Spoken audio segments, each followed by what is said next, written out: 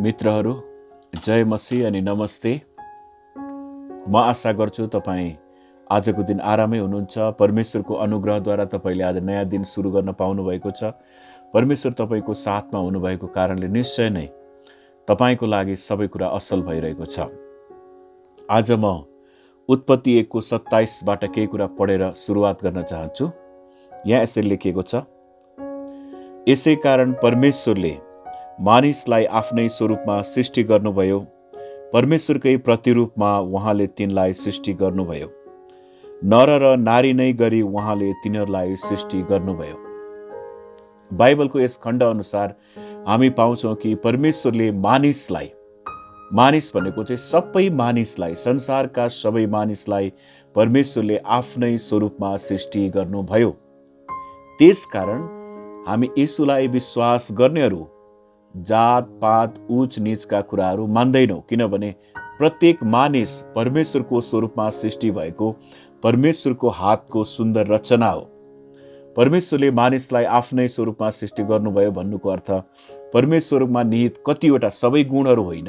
जस्तै उदाहरणको लागि परमेश्वर सर्वज्ञानी हुनुहुन्छ, परमेश्वर सर्वव्यापी हुनुहुन्छ, परमेश्वर सर्वशक्तिमान हुनुहुन्छ, परमेश्वर अनन्त हुनुहुन्छ। यस्ता विशेषताहरू उहाँले मानिसलाई दिनुभएको छैन, तर अरू कति विशेषताहरू परमेश्वरले मानिसलाई दिनुभएर आफ्नै स्वरूपमा सृष्टि गर्नुभयो। मानिसलाई विचार गर्न सक्ने, तर्क गर्न सक्ने अनि असल र खराब छुट्याउन सक्ने अरू विभिन्न थुप्रै विशेषताहरू दिएर परमेश्वरले मानिसलाई, तपाईँ हामी प्रत्येक मानिसलाई आफ्नै स्वरूपमा सृष्टि गर्नुभयो। दोस्रो खण्डमा लेखिएको छ, नर र नारी नै गरी परमेश्वरले सृष्टि गर्नुभयो। यसमा हामीले के देख्छौँ भनेदेखि पुरुष र स्त्री दुवैलाई परमेश्वरले आफ्नै स्वरूपमा सृष्टि गर्नुभयो। त्यसको अर्थ पुरुष र स्त्रीको बीचमा परमेश्वरको दृष्टिमा कुनै पनि भिन्नता छैन र यो जात र त्यो जात अथवा यो मानिस पढेको नपढेको, शिक्षित अशिक्षित, धनी गरिब, कुनैको पनि भिन्नता छैन। त्यो भिन्नता चाहिँ हामी मानिसहरूले, हामीमा पापी स्वभाव रहेको कारणले त्यो पापी स्वभावको बसमा रहेर हामीले त्यो भिन्नता गर्दछौँ। तर परमेश्वरको दृष्टिमा कोही पनि मानिस उच नीच, सानो ठुलो छैन। परमेश्वरले सबैलाई समान गरी आफ्नै स्वरूपमा सृष्टि गर्नुभयो। जतिजनाले येशूलाई विश्वास गर्नुभएको छैन, पापको कारणले परमेश्वरको स्वरूप मानिसमा बिग्रिएको छ। पापको कारणले मानिसहरू परमेश्वरको अनुग्रहदेखि, परमेश्वरको ज्ञानदेखि बिराना भएका छन्, टाढा भएका छन्। तर उहाँहरू पनि परमेश्वरकै सृष्टि हुनुहुन्छ र हामी जतिले येशूलाई विश्वास गरेका छौँ, येशूको रगतद्वारा हाम्रा पापहरू धोइ पखालिएर हामीमा परमेश्वरको स्वरूप फेरि पुनर्स्थापना भइरहेको छ। त्यो निरन्तर भइरहने काम हो र एक दिन हामीलाई परमेश्वरले जब महिमित पार्नुहुनेछ, त्यो परमेश्वरको स्वरूप पूर्ण रूपमा हामीमा आउनेछ। त्यसकारण हामीले कोही पनि मानिसलाई कुनै पनि कुराको आधारमा भेदभाव गर्नु चाहिँ परमेश्वरले सृष्टि गर्नुभएको परमेश्वरको सृष्टिलाई भेदभाव गर्नु हो। अर्थात् मानिसलाई बनाउनु हुने परमेश्वरलाई नै भेदभाव, परमेश्वरलाई नै घृणा गर्नु। कोही मानिसलाई हामीले जातको कारणले, धर्मको कारणले, अरू विभिन्न पृष्ठभूमिको कारणले हामीले घृणा गर्छौँ भने, अथवा पुरुष र स्त्री, पुरुष ठुलो स्त्री सानो, अथवा विभिन्न कुरा गरेर हामी घृणा गर्छौँ, अथवा बच्चाहरू चाहिँ अलिक कम महत्त्वका, हामी ठुला मान्छेहरू बढी महत्त्वका, हामी पढेका मान्छेहरू, सुकिला लुगा लाउनेहरू चाहिँ बढी महत्त्वका, अलि मैला लुगा लाउने मानिसहरू चाहिँ कम महत्त्वका भनेर हामीले त्यस्तो विभेद गर्छौँ भने त्यो चाहिँ त्यो मानिसलाई बनाउनु हुने सर्वोच्च परमेश्वरलाई गरेको अपमान हो।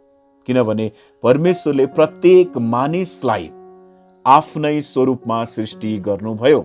त्यसकारण पौलले पनि आफ्ना पत्रहरूमा कुनै पनि भिन्नता छैन भनेर उल्लेख गरेका छन्। त्यसकारण हामी मानिसलाई मानिसको दृष्टिकोणले हेर्दैनौँ, तर परमेश्वरको वचनको दृष्टिकोणले हेर्दछौँ। अनि परमेश्वरको वचनले सबै मानिसलाई परमेश्वरले आफ्नै स्वरूपमा सृष्टि गर्नुभयो भनेर भन्दछ। त्यसकारण हामीले जब समाजमा देख्छौँ, विभिन्न कारणले हामी विभेद भइरहेका देख्छौँ।